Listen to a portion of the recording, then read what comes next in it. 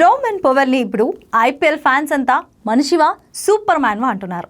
అయితే sunrisers Hyderabad Kolkata knight riders మ్యాచ్లో కళ్ళు చెదిరే క్యాచ్ పట్టాడు రోమన్ పవెల్.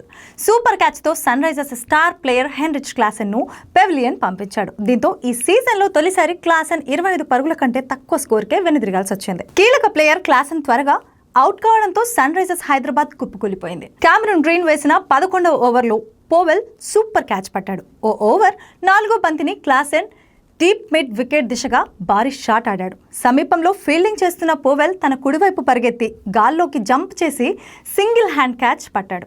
అయితే బ్యాలెన్స్ కోల్పోయి కింద పడిన బంతిని మాత్రం అస్సలు వదలలేదు.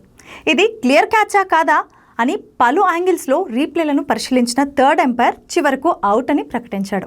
ఇందుకు సంబంధించిన వీడియో సోషల్ మీడియాలో వైరల్గా మారింది. ఈ క్యాచ్ చూసిన అభిమానులు రోమన్ పవెల్ కాదు సూపర్ మ్యాన్ పవెల్ అంటూ కామెంట్లు చేస్తున్నారు. మరికొందరు ఇది క్యాచ్ ఆఫ్ ది టోర్నీ అంటున్నారు. ఈ సీజన్లో క్లాసెన్ 25 కంటే తక్కువ స్కోర్తో అవుట్ కావడం ఇదే తొలిసారి.